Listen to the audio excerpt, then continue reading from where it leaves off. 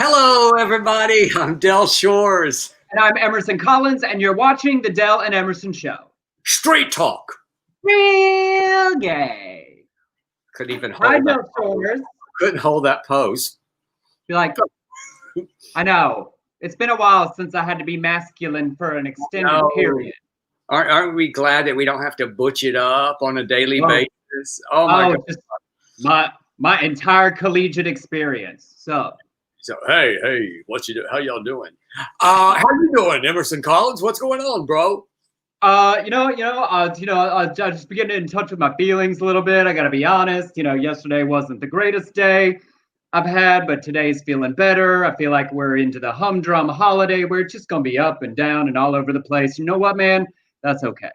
I hear you. I hear you. You're preaching to the choir. I was down yesterday too, and I taught yesterday. So I was trying to be. First of all, I'm getting old. I don't always feel it. I don't always feel it until I have to go to a doctor that kills me.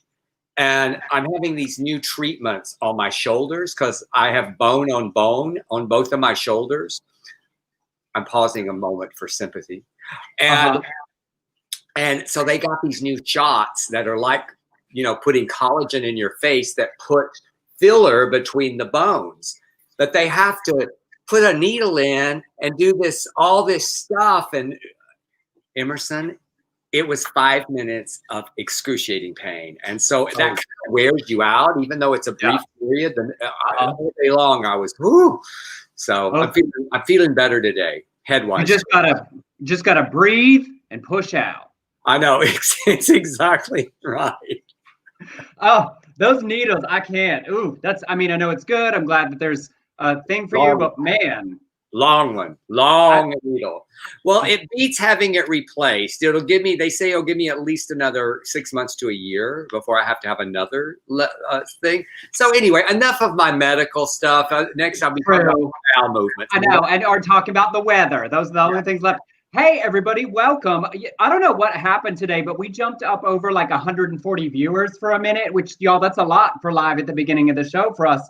So, hey, everybody, welcome. What we do here is the LGBTQ news and nonsense and basically whatever's on our mind.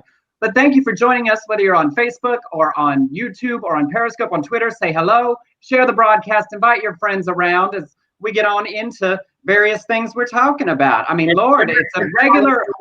Do not treat us like a dirty little secret, please. That's right. I don't want to be a mistress, a Baptist mistress. I want to be a French mistress that gets like an apartment and invited to the holidays. Yeah, I think that ship has sailed for me, but I wouldn't mind being that guy who was just kept.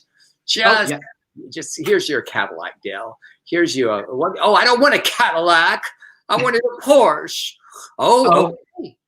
Just throwing a sugar baby tantrum. Ken wants to look at Dell's decorations today, y'all. Little trailer house, a fancy new candle, very festive. That candle came for my birthday, so I light it. I light it for y'all, and I will show you the rest of my house. I'll show it on Friday though. I'll a tour. Well, one of the dogs threw up on the couch, and I just don't want to. The couch cushion is in the dryer right now, so I just don't want to show you my living room unmade. But it's very festively decorated. Speaking of decorations, Melania got her work done. Despite not giving a fuck about Christmas, she did it. Oh, I bet that was an effort. I bet she ranted the whole time having to do it.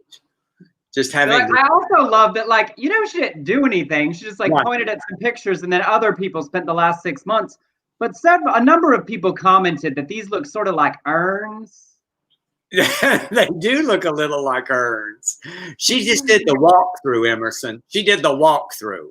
I mean, honestly, I get it. That's where I'd be the difference. If I were the first husband, I would be so in on the Christmas decorations. They would be like, can you please go do something else? Emerson, I hate to burst your bubble of first husband fantasies, but I don't envision Blake MacGyver becoming president. I don't know why. That is not the point here. I just feel like you might want to be, Chasten Buttigieg. No. I'm glad you felt the need to poke that hole in my fantasy. That's real. It just killing my dreams. Just No, you had making it. a half day yesterday, so I apologize. Doug said he wrote on the bathroom wall about us that could drag in at least 1.3 people. Look, thank you. I'm open to advertisements anywhere. Did you tell him we talk dirty a lot on our show? Is that what you said, Douglas? Come on in. There's a cold funerary quality to her and her decorating. Well, it is sort of like the death of the Trump presidency coming soon. Not as horror as last year. Is everybody else decorated? We did all of ours day after Thanksgiving. Is everybody else, or are you starting today because it's December 1st? I finished today, Emerson. I'm done. I'm going to do, look at my Instagram later on tonight. When it gets dark, I'm going to take on a tour. I'm going to get that couch cushion, throw up off, and do. Like, well, yeah. Commenting from the other room. Blake, I'll make the list after the show. I don't have time right now.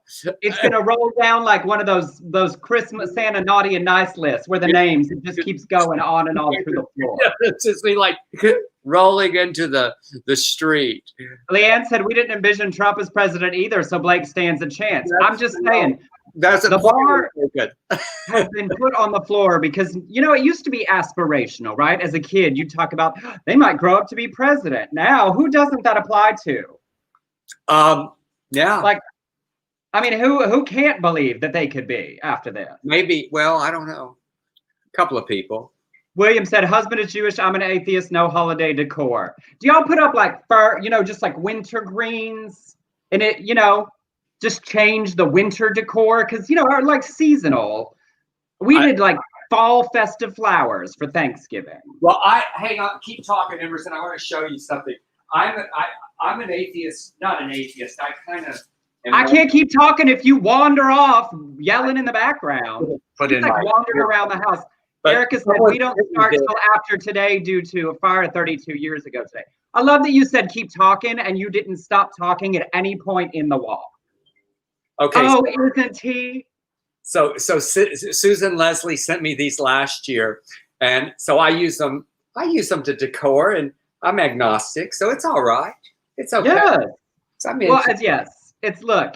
Christmas can be as secular, as religious, as wherever along the spectrum you choose to personally celebrate. In spite of the fact that who was it? We did the naughty and nice list based on marketers forgetting the reason for the season. Oh yes, I like that story.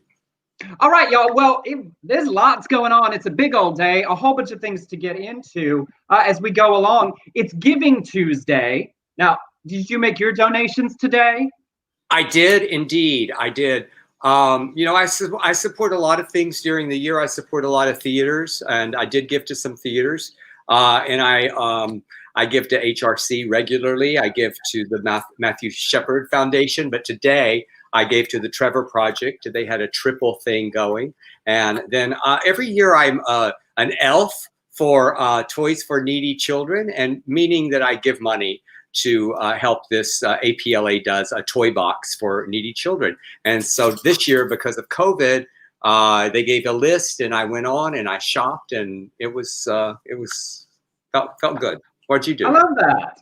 Same. And it's also World AIDS Day. We'll talk about that a little bit more in a minute. So I combined those two things today, and I also gave to APLA because they do full spectrum HIV/AIDS work, from education to testing to policy to healthcare to helping people living with HIV.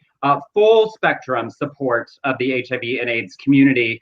And then I also gave to the LA LGBT Center because they were doing a triple match today. And I don't have a lot of money, but my money went 3 times as far because of other people supporting, because they support our community. And of course, people living with HIV are in that. And I've personally benefited from them this year. My new doctor, thanks to the Affordable Care Act and the LGBT Center being on my health plan, my new doctor that helped with my mental health, that gave me my pills. So that was my support. We put all 3 of their websites down at the bottom, but also I hope that you pick organizations that are in your community that support things that are priorities for you, because in the pandemic this year, nonprofits in our culture fill in so many gaps between providing services, providing support that communities don't or the governments don't.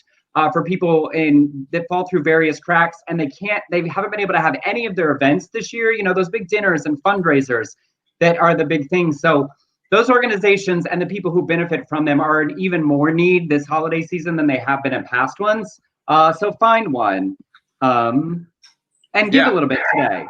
Absolutely.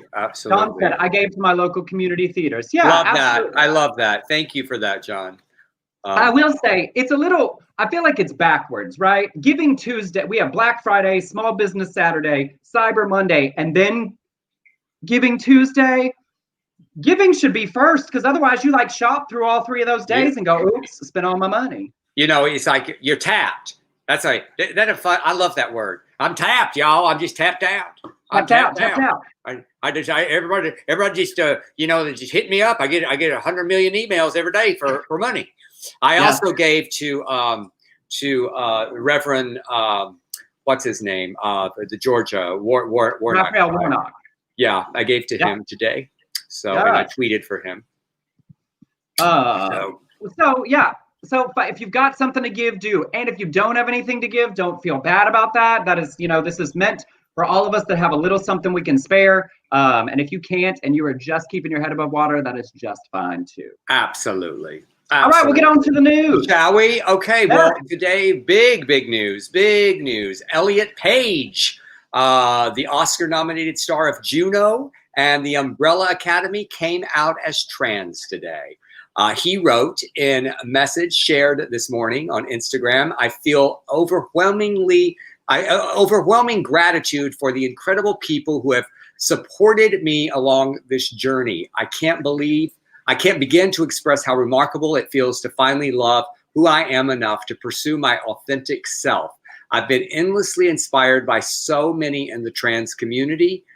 He also said, my joy is real, but it is also fragile. I'm scared of the invasiveness, the hate, the jokes, and the violence. He talked about how at least 40 trans people have been murdered this year and said to the political leaders who work to criminalize trans health care and deny our right to exist, and to all of those with a massive platform who continue to spew hostility towards the trans community, you have blood on your hands. You unleash a fury of vile and demeaning rage that lands on the shoulders of the trans community, a community in which 40% of trans adults report attempting suicide.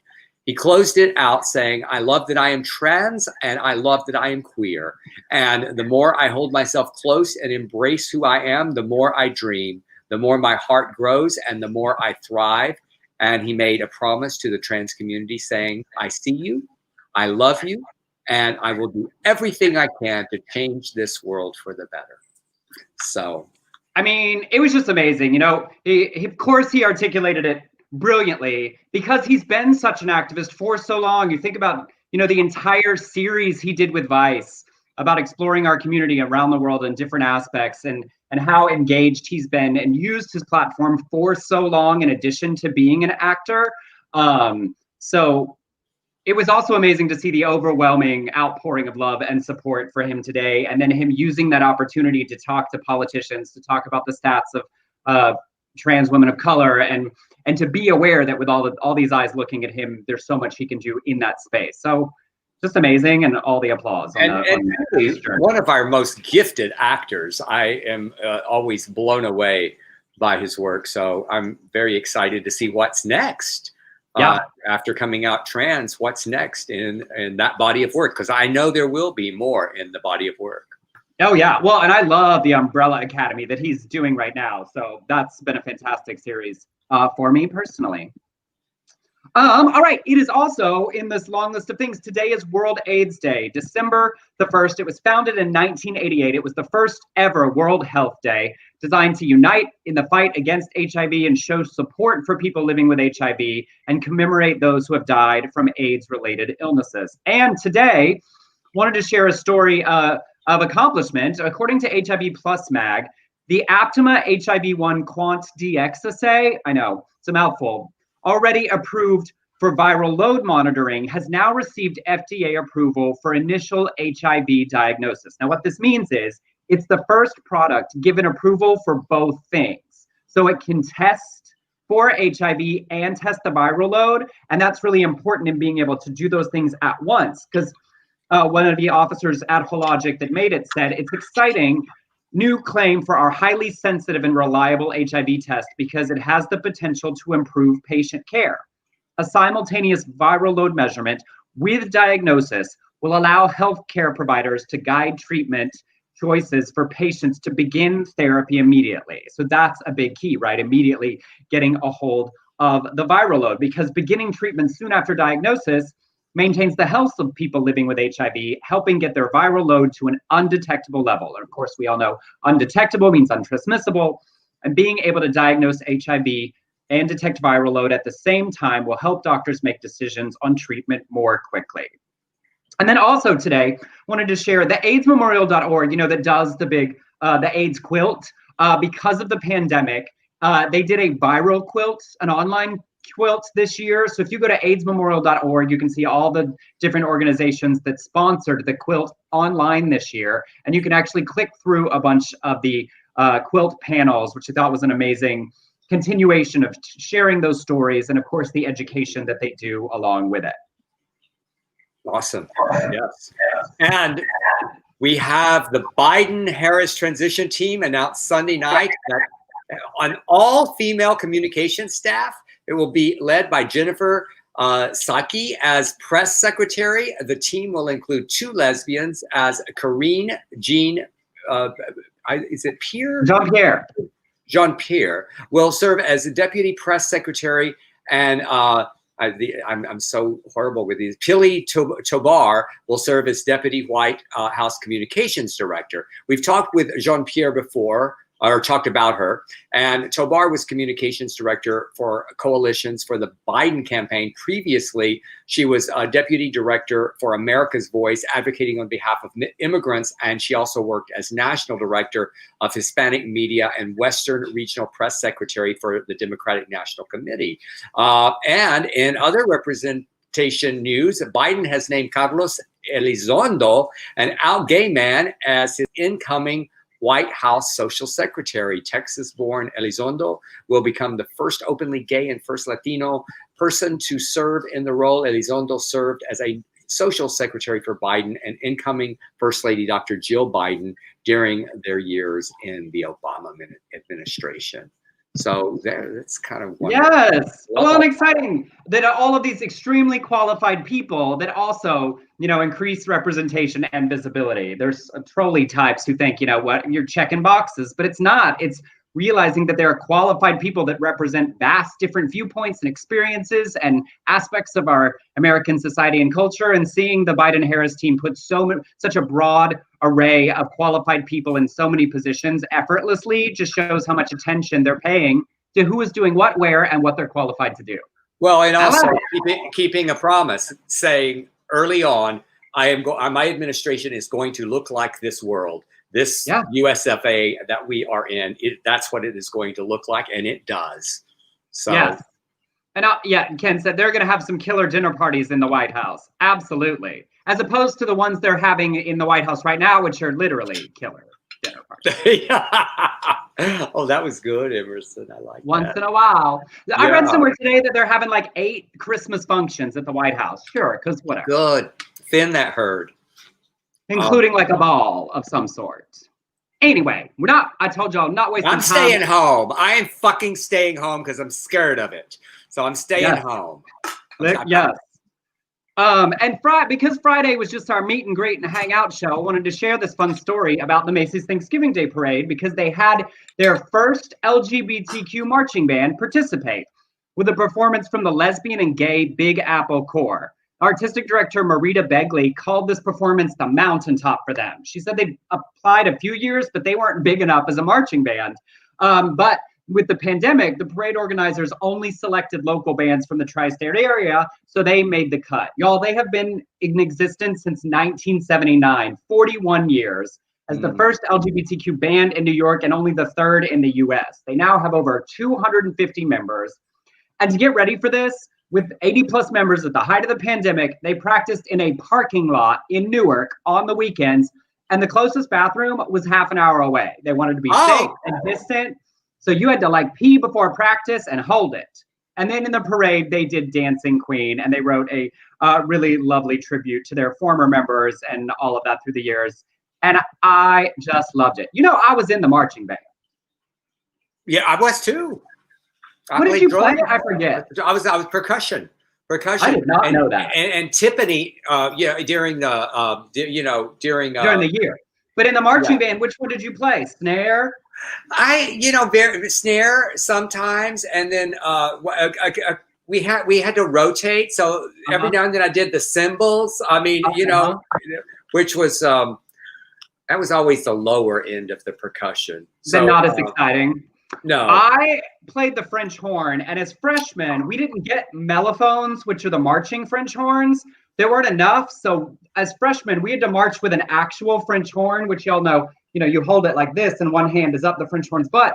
But to march with it, you have to hold it in the air. And when I tell you that this tricep to this day, it's tiny, but it's still a little bit bigger than this one. And it's from carrying that French horn in the 105-degree heat on the Texas asphalt in marching band season. Boy, we did it. It was fun though. I liked the triangle. I played the triangle every now and then. Then during, not during marching season, but during the concert season. But I like playing those big old boom, boom, boom, boom, boom, boom. And you had to change the note with your foot. Yeah. Of course. I loved marching band, although the great comedy of that is that I went to every football game for my freshman and sophomore year of high school in Houston, playing in the marching band, and had no idea what was happening on the field. I just talked to the girls. I talked to the twirler. I just talked to, I did not learn what 1st and 10 meant until I was 20 years old watching a roommate play a video game. Well, I knew that. I wasn't. I did not. I mean, literally nothing. I was far more interested in what the color guard and drill team were doing. I played football my freshman year. I mean, it was just humiliating beyond belief. But so I had to learn a few things.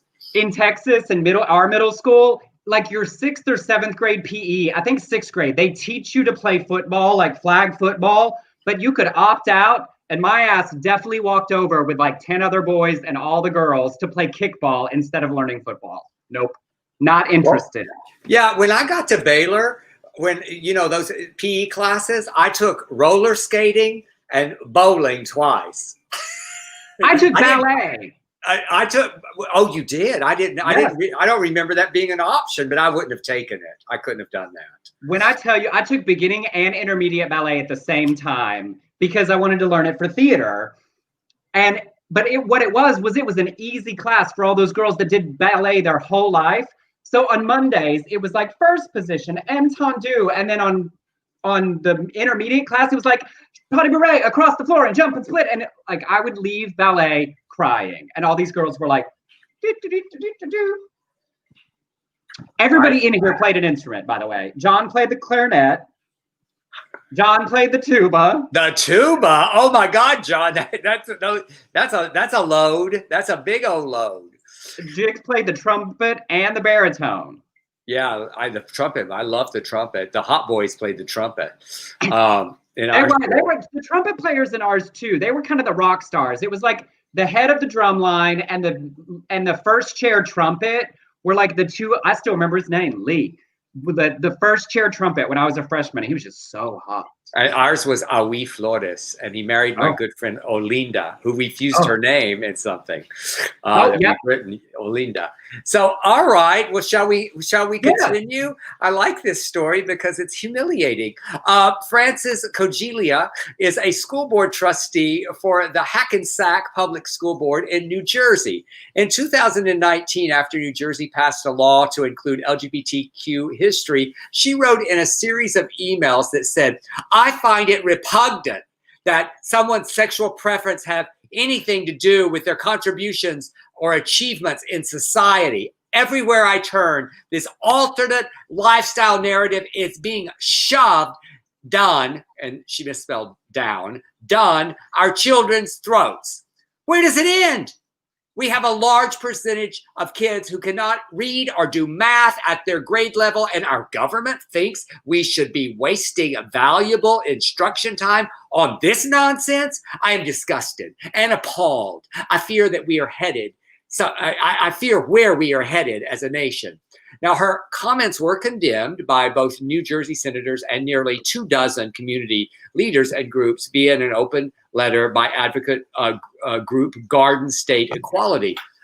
Well, last Monday, during a public comment section of the board's meeting broadcast live on Zoom, Kajelia didn't realize she had left her laptop on, the camera on, when she took it into her bathroom to take a dump. At least 150 viewers, including students, watch her shit. No one immediately said anything when she returned from the bathroom. Bylaws dictated that she couldn't be removed from the meeting, but board vice president Scott James Vickery condemned her when she returned by feeling Kajelia that you need to go. We're here trying to get work done while you're sitting on the toilet. I have a feeling he was gay. I just have a feeling that he might have Now been let's not speculate. The line reading sounds that way. Kojelia's resignation. That's because you're the one reading it. That's true. That is true. It's my perception and my wish, because it's a positive thing for me. It's like retaliation. You said all that shit about us. Kojelia's resignation was received by the board president by the end of the day. Oh, good riddance. Good riddance to you, Francis. Bye. Now, I did not see where it said she shit. Well, did you was that? Is that what it said other places? It did. It said she took a dump on, I believe Queerty actually said it. So maybe they were, prophesying a little bit. I don't know. And my favorite part is that when she came back, no one said anything. Like he waited. Wouldn't it have been funny if it was a struggle? Like she's a little, my grandmother used to call bound up. Are you a little bound up? Isn't that, do you have family members? I've heard that. But they whispered it. She's bound up. He's a little bound up. We need to get some prune juice or something. You get some get a cantaloupe or some honeydew. That'll loosen you right up. That? I didn't know that. I didn't know that about honey. Watery fruits, because like they can also Are make all fruits watery? What's fruits not watery? Banana. Okay. That wasn't hard. You don't like bananas, though, do you? I love bananas. Oh, it's Matt Hayes that doesn't like bananas. I knew it was someone close to me. He doesn't like bananas. No, he likes bananas. Someone else. But also, but back to that story for a second. I love that they also couldn't kick her out of the meeting because by the bylaws, as a board member, she had to be present. So they couldn't just like kick her out and keep going. Or couldn't they? I mean, okay. There is a feature that I think would not have broken those bylaws, that just as the host, you can hit on Zoom, hide view. You're not kicking them out. They're still hearing everything, but at least you're not seeing them take a shit. But I think they liked it. They thought that was good. No, they had it in for her. She was not popular. No, let's face it. Not. She'd been wanted gone. It happened to somebody back in March, and this is one of those things where I would just feel all the bad in the world for like a regular person, because Lord knows all the technology we've all learned, but like, you've been a bigot, ma'am. Laugh at your brain. All right. Well, in serious news, y'all, we've been paying a lot of attention also to what's happening at the Supreme Court, right? With this new super majority of conservatives and the cases that will come before them.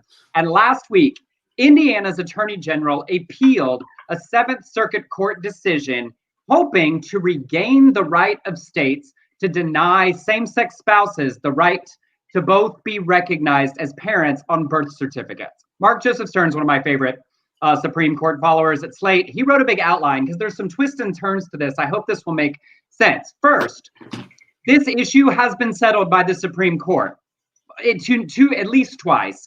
An Arkansas Supreme Court kept a birth mother's wife off the birth certificate. SCOTUS reversed it without even hearing arguments. In 2017, the court ruled that states must issue birth certificates on equal terms to same-sex and opposite-sex couples. So if a birth mother's husband is a parent without biological connection, so is a birth mother's wife. Follow? So we get to this current case, Box v. Henderson. 8 married lesbian couples are now all in it together. They all used sperm donors and want their wives to be listed as parents on the birth certificate, just like an opposite-sex couple that used a sperm donor or a surrogate would have, right? Now, what's strange is they heard this case in the 7th Circuit in 2017. A 3-judge panel of conservative Republican appointee judges. Usually decisions come out 3 to 6 months after it's heard. They waited over 32 months until January of this year to all agree that Obergefell requires that these couples be treated equally. That sounds good, except they are teeing it up for this conservative Supreme Court, because in 2017, Indiana would have given up knowing that SCOTUS would likely dismiss it and say, you can't be bigot, stop it. With a much more conservative court, the case will be considered by this new made-up Supreme Court at the judges' December 11th conference.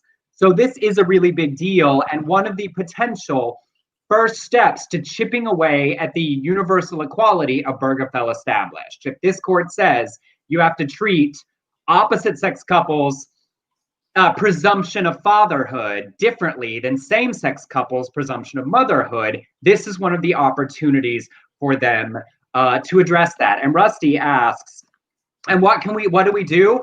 Honestly, the terrifying Sit back and wait right now is there isn't much we can do. The court will make the decision it makes. We can push legislation to counter court decisions. You can pass a law that addresses something brought up by the Supreme Court, but they sat on it and waited and found a much more likely opportunity to get it overturned. So there's going to be a lot of frustration watching this new court with its new makeup, and we'll just keep sharing them so we're aware. But there is an element of like, hey, here's the story, but also, fuck, it's hard to know what to do as we watch.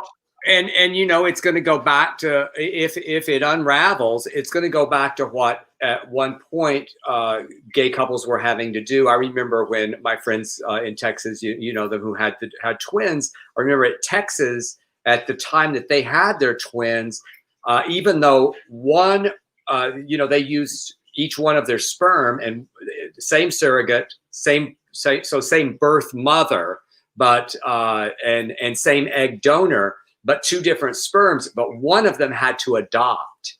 And so that's how they went around it. One of them had to be on the birth certificate as the dad. But I do believe that that's been changed, of course, since then, because of Obergefell. Obergefell made it so you don't have to do that. This would flip it back to that. And it's $4,000 or $5,000, even more in some places, just to get all the paperwork done, which of course demonstrates the inequality of that treatment. Absolutely. So we will keep watching. On the heels of that frustrating news, we've reached the midpoint of our show, which means it's commercial break time. If you enjoy what we bring you, the news, the nonsense, the important things, and the frivolous, and you are sitting on the money after you've given to all the organizations you can think of today for Giving Tuesday, and you want a Giving Tuesday to us, you can send us a tip on Venmo, at Emerson Collins, or on PayPal, beardcollinshoresproductions@gmail.com. It's in the ticker below. A huge thank you to Michael, Shane, Leah Noble, and Allison Busby, who've already Giving Tuesday to us today. Thank you, guys. Thank you. So, all right. Well, continuing on, one of my least favorite people in the whole world is back in the news during the discussion of Donald Trump pardoning Michael Flynn. Asshole Matt Gaetz, you fucker from Florida, went on Fox News and said President Trump should pardon Michael Flynn. He should pardon the Thanksgiving turkey. He should pardon everyone from himself to his administration officials to Joe Exotic if he has to. Because you see from the radical left a bloodlust that will only be quenched if they come after the people who work so hard to animate the Trump administration with the policies and the vigor and the effectiveness that delivered for the American people. Because, Joe Exotic did so much for the American people. He goes on to say, so I think that the president ought to wield that power effectively and robustly earlier this year, Joe Exotic sent a handwritten letter to the president begging for a pardon. He said he's a Trump supporter. Back in April, Trump said he would take a look at Exotic's case. And then Joe Exotic and his supporters are willing to try anything, y'all. They even tried a 1,350-mile road trip to Washington in a tour bus, emblazoned with Exotic's face, which we don't need to see anymore. I'm sorry. Wow. An anonymous organizer recently told the New York Times that Exotic's representatives ran up $10,000 a tab at the recent visit to the Trump International Hotel in Washington to try to get the president's attention. However, Mark Hayes, a Navy veteran, contacted Pink News to say, I am one of the background investigators working for Eric Love, and I was the co-driver. I love that title. What do you do? I'm the co-driver for the bus trip to Washington. I'm the co-driver. The information you have is incorrect. I am a member of the Tiger team, and we spent $14,445 USD at the Trump Hotel in Washington, D.C. Oh, all of you, just go fuck yourselves. All of them. From Joe Exotic, all those people on the road trip to Matt Gaetz, all of them. Go fuck yourself. I mean, honestly, as several people have pointed out, it's come out today that they're investigating a pay for pardon scheme at the White House. I hope it's Joe Exotic. I hope that it comes out that somebody is trying to buy a pardon from Donald Trump for Joe Exotic. I don't think that they've said who they are suspected of it, but I hope that that's what it is. They went to Trump Hotel and spent $15,000 trying to get his attention. $15,000 would get my attention. I'm not going to lie. Wow. 15,000. So someone trying to pay for a pardon? There's some investigation. I don't think they've said who or what. I think Matt Gaetz, there's something that Matt Gaetz has done that he might get convicted of because, he's had several DUIs. So maybe he's saying, and while you're at it, in case there's something else. Something for anything along the way. But they 15,000, what do you think they bought do you know how many hats that would be from the Trump Tower, from the Trump Hotel gift shop? I mean, that's a lot of cocktails. I mean, the rooms, or didn't they stay there, or did they stay in the bus? I don't know. I hope they slept on the bus and just kept ordering bottles of Dom Perignon. Yeah, it says a $10,000 tab, but a tab could mean hotel rooms. So that would go 14,000. Yes. Well, 10,000 is what they claimed, and then someone else said in there. The guy from Joe Exotic said 14. Right. That is. Yeah. No. I know the co-driver, the co-bus driver. I know. Yeah. I know. I read the story, but Mark Hayes, his name's Mark Hayes. He did this. He's insulted. We spent more. I love that. Just so you know, it was more than that. I'm surprised they didn't have the cents because he said $14,445. And 36. Yeah, I was saying 36, but you can 51. Fine. Bless them. All right, rolling on. Every year, the U.S. Postal Service runs Operation Santa. You may have heard of this, right? It's a program that allows people to adopt a family and provide gifts anonymously, answering letters the post office receives addressed to Santa, because they get thousands of them every year, with nowhere to send them. So in a preview section, a Twitter user, Nancy Cruz Garcia, saw this one. I'm going to show y'all the little letter from Will. From a boy named Will to Santa, and it said, Dear Santa, do you support the LGBTQ community? And if you can speak to God, can you tell him I love him? And if he loves me for being gay? Thank you, love, Will. Now, Nancy shared this, saying, this letter to Santa broke my heart. Others obviously expressed concern for Will as well. Because there's just so much there. Hold on. And others said it couldn't be real, that it was fake. Just gay. Yeah. Just gay. Correct. Welcome. And others said it couldn't be real. That was the whole comment. Yes. Real gay. Hi, gays. Hi, Seth. I played Seth on Days of Our Lives years ago. He was the bartender. Now, he wasn't gay, but the gay guy played him. So maybe I could play you in your life story, Seth. But also some of the responses were really hard and horrifying. This said, no kid that is young enough to believe in Santa should think they are gay, straight, or otherwise they should be kids. This is a parenting for letting their child be exposed to any of this information. They will probably tell them which college to go to and what to major in. There was a lot of this, like criticizing the parents, or like this is somehow abusive. Or Nancy Cruises. Whether it's real or not, I can also see like a very young child being very precocious and knowing to write LGBTQ. But either way, there are too many kids who feel different, who are in homes or community or places where they do feel like revealing that part of themselves would receive rejection, wouldn't be loved as much. And it's just such a reminder that, to me, that the holidays are hard for so many in our community at all ages. The rejection, the lack of acceptance, various things. But I am planning, Operation Santa goes live on Friday, on the 4th. And Blake and I are planning to adopt a family. I think so many people are interested this year. It'll be interesting to see if it's one of those, like, you can't get a family, but we're going to try. And if you want to as well, you can go to USPSOperationSanta.com and you can read letters from last year to get yourself in the spirit. Oh, I want to do it. I want to adopt somebody. I want to adopt a family. Yeah. But I do not want to adopt Starbucks barista Betsy Freezy, because she's suing for religious discrimination, claiming she was fired by Starbucks for refusing to wear a Rainbow Pride Month t-shirt. She worked at New Jersey. Who thought that they were so homophobic, these New Jersey people? She worked at the New Jersey Starbucks in 2019 and saw a box of Rainbow Pride shirts in her manager's office and asked her manager if she would have to wear one. She said, "No, you don't." She says that she was later contacted by Starbucks ethics and compliance helpline about her refusal to wear the shirt. She told them that she didn't want to wear it because her religious beliefs prevented her from doing so. She got a letter saying she was fired because her comportment was not in compliance with Starbucks core values.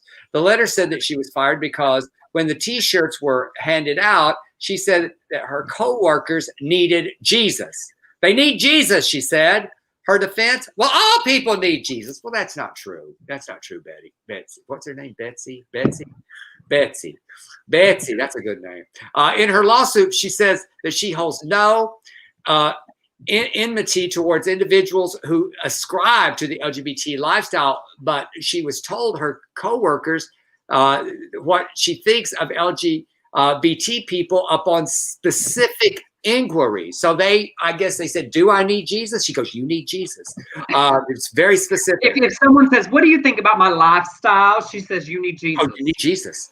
Yeah. They ask her because that's what we do. We want to be judged. We want to be told you need Jesus.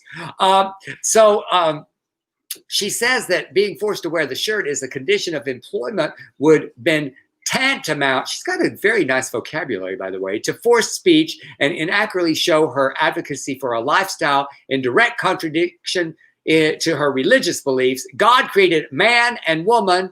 That marriage is defined in the Bible as between one man and one woman only, and that any sexual activity which takes place outside of this context is contrary to her understanding of biblical teaching. It's just such a tired argument. A spokesperson for Starbucks told NBC News that she was not required to wear the shirt and that other than the green apron, she could wear whatever she wanted.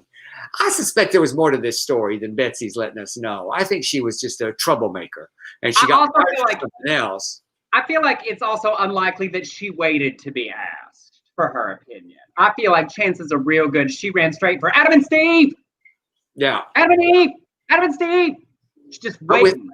The bigot burst forth at any opportunity.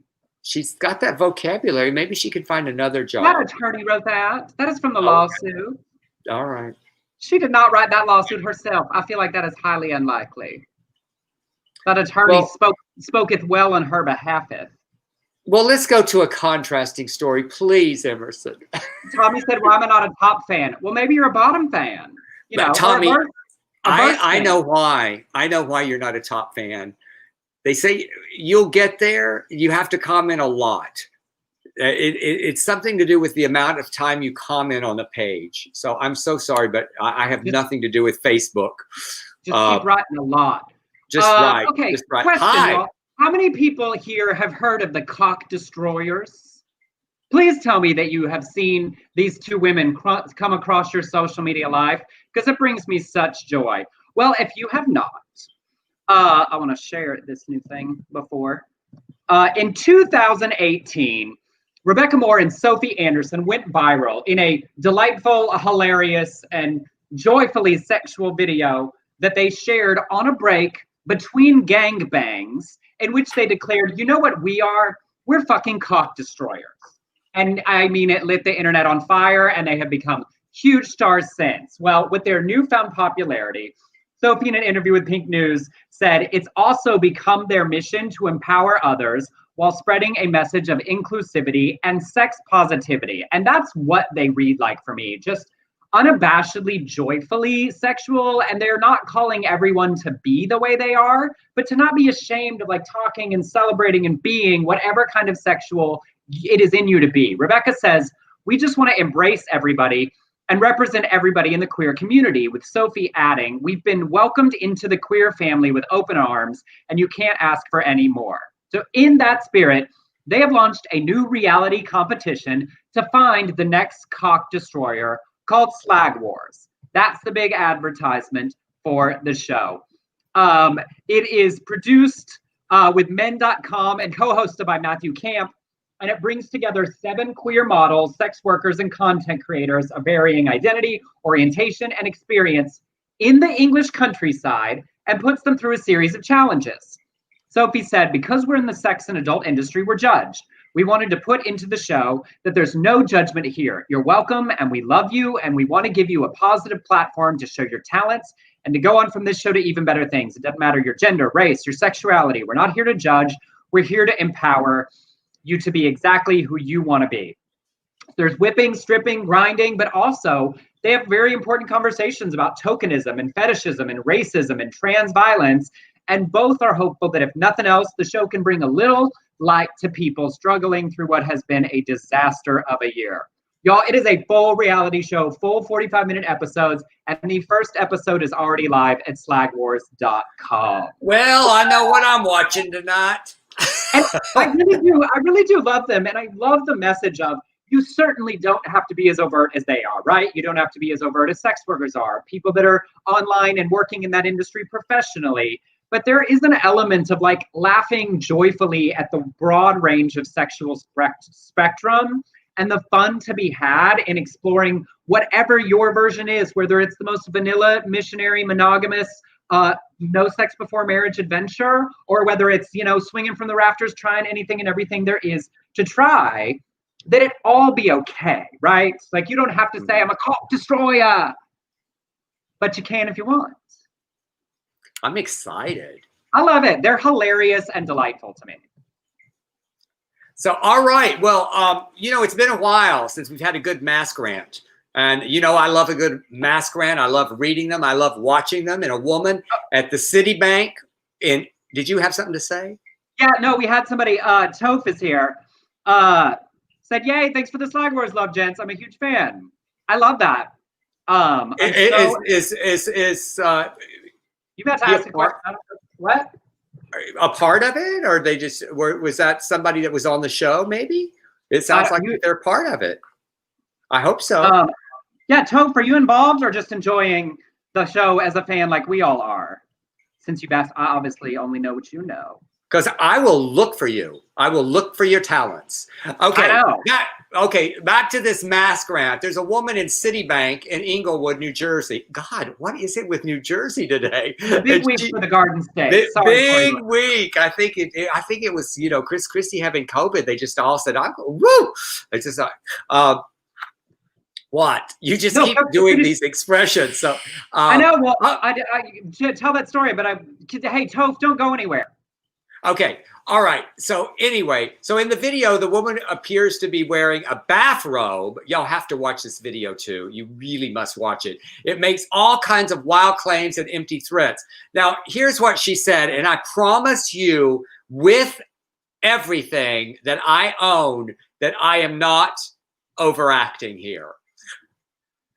And she says, I am now going to go to court to fight masks, and you are not going to tell me what to do. Stand 6 feet away from me and do your social distancing. Give me your card. Give me your card with your name, because this branch is going to hear your name. You're going to become famous. Do it now. Do it now. You work for me. I do not work for you. I've been a customer since 1990. Were you born then? Shame on you. Shame on you. You're very lucky she's not here, your boss, because she knows me well. You count your days. Count your days, bully. This is giving you the right. This is giving you the right to be a bully because you're brainwashed. I am a scientist. There is no corona. Don't make me wear your mask. Don't tell me you're trying to kill me. What happens if you have corona? Did you just say that you're trying to kill me? I want to know, because we're on camera. Did you just suggest to me to wear your mask? Give me your name and your number now. You're done. You are done. And see. I mean, that was just excellent work. Did you see it, Emerson? Yes. Oh my God. And I don't even know how, she never paused. I don't know how she was saying, did you just do this? Did you do this? Did you say I was going to have to wear? And I love that she said she was a scientist and that there was no corona. And then she said, are you trying to give me corona? Right. So, well, I think the implication was they must have offered her like one of their masks. Like, if you don't have one, you can take mine. Yeah, they have. Like, you just try to give me your dirty mask. No. And she, God, don't go to the bank in a bathrobe. Also, she's been going there for 30 years. Whoever it is that she knows at the bank also hates it when she comes in. Or died. I mean, it could have not been. 30 years. This is a good chance that the one she's referring to is not there anymore. I feel like she probably has seen her recently. I don't know about that. I feel like she's stopped by the bank. You feel, because she is so logical. She is so that she would not even have the ability to pull some dead person that used to be the boss there. Yeah, no, I feel like she's the come into the bank whether she needs something or not. It's part of her monthly just to get some quarters. And they all hide, and so the one she knows is the one that they just make talk to her every time. They push the new trainee out. Yeah, I'd bury that. Let's see if Toph is still here, because he said yes. Was the director and writer of Slag Wars and a theater major, a fan of your work. I see crossover here. Oh, I love it. I love about our community, right? Because a theater major, fan of your work, off writing and directing on a fun, sex positive show. And I think they shot it all in 4 or 5 days. So this house in the English countryside as the backdrop to find the next cock destroyer. It just delights me to know it. And there's multiple episodes, and the first one was released on the 27th, so it's available at slagwars.com. Y'all check it out. It makes me wish I were British. It just makes me want to be there, being involved. I would do props, Topher. I would do props. I'm very good with props. Yeah, that's Emerson. I'm very thorough with props. I drive props people crazy. So my last play, I said, I'll just do the props. Yes. Right? Yes.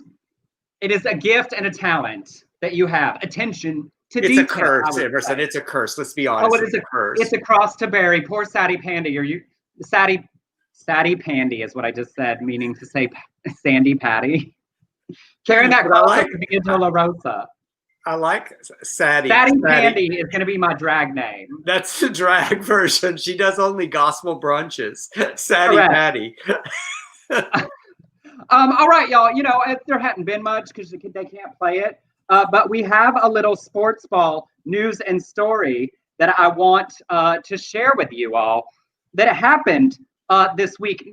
They're in a professional soccer game. A player could be looking at discipline after he blatantly grabbed his opponent's crotch twice in the middle of a game. In a game in England, player Darnell Fisher was attempting to block Callum Peterson from a corner kick. I have no idea what that means. Fisher employed some less than legal tactics, grabbing Peterson's crotch. That part I understand. Patterson was visibly shaken by the first grab, immediately checking to see if the ref was aware of what had just happened. Then he grabbed it again. So apparently the FA will now investigate whether to punish Fisher. Now, can you see it? Is it on the screen? Yes. Okay, then go watch. Okay. Little waist. Little waist. There's pushing him one. away. And there's the second. Like, what? What? Wonder what he was thinking. I mean, honestly, what's so bonkers? Like, okay, first of all, let's be clear, y'all. That's assault. Don't touch somebody's junk without their permission. Right. But also, I'm just fascinated by the gentleness, I guess. You know, that it was like a light lift. Like it was almost like I heard it was big. I just have to know. Right. Like I just have to know. I heard. I think that soccer player, the one who did the touching, should be on Slag Wars season 2. I'm just pitching him. Be like, and he could be on that episode where they talk about consent is sexy because, you know, it's all fun and games until your partner's not interested in that bad touch. And Jared made a good point. Everyone knows you can't touch the ball with your hands in soccer. Come on now. Oh, okay. I did not know that. In soccer? You didn't know that? I don't know much, Emerson, about in soccer. Feet only the goalie. I know this. How do I know this? I know what a 1st and 10 is. Don't give me shit. Oh, I'm not. I'm just surprised. I know a little bit about American football. I know there's what a touchdown is and a touchback and a field goal. I know what a field goal is. A touchback. Isn't that a touchback? When somebody touches you and you go, stop it. That's a touchback. Stop it. Okay. That's all I can. Do they all wear cups in game? Not in soccer. I don't know that answer not either. As common. I'd like to be an expertise on the jockstrap industry. Oh my God. John said he was yanking to show the dude his dick was slightly erect on the field. I mean, I understand getting a little excited if you're doing well. The game's going your way. Yeah. I don't know. Before we wrap up, I do have one exciting thing to finally share. I've talked about it. Blake and I have officially announced our Have Yourself a Merry Little Lockdown Christmas and holiday concert that we will be doing on my birthday, December the 20th. It's the last Sunday before Christmas. We will be doing 90 minutes of your favorites of entirely too many Christmas songs, some duets, some medleys, some parodies, some nonsense solos. There's a little something for everybody, and this will be family friendly. You're welcome. Number 14 of why Blake MacGyver cannot be president. That picture. Honestly, Blake can't be president because of my Instagram far more than his. Rob, yes, tickets are on sale. I put the easy link. It's on my website. If you just go to emersoncollins.com, it's the top link. And we are having a lot of fun. Our neighbors, by the way, our upstairs neighbors said, you're going to have to invite us all to the concert. He was kidding. And I was like, no, we really are doing one. And our neighbors, our new neighbors on this side that we adore, she always sends us like responses when we're rehearsing. So we've made it festive for the entire neighborhood. Well, I will be there. I will be having myself a gay old time. Deck the halls, y'all. That is exciting. Let me get rid of that. Well, as we come to the end of the show, one more time, y'all, if you want to, you can send us a tip on Venmo at Emerson Collins or PayPal to beardcollinshoresproductions@gmail.com. But y'all, on Thursday, it's Delford's birthday. It is. Have you thought about how we're going to spend the day stuck at home? You know what? I'm doing an interview. Someone asked me to do an interview for a blog, and I said, why not? So I'm doing that at noon. And then I think Rebecca's coming over and having a little chin. Maybe Matt's going to come. And the girls, they've got something planned. Sissy says she's got something planned, but she's talking. Hey, look at her new holiday. Oh, she is dressed for the holidays. Yes, Yes. Sissy.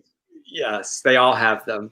So yes, it is my birthday. I usually have such a, and on Friday I'll share with you my fried chicken cake, a picture of that from last year. And so I don't know if that's why I've been a little bit down, and it's not because I'm getting old. I want y'all to know that is absolutely not the reason. It's just I always love my birthday parties here. They're good, right, Emerson? Yes. They're like, and it's just packed full of no social distancing and no mask and lots of booze and lots of Southern, little bit white trash sometimes, food, and we decorate my tree. We will celebrate here on Friday as well.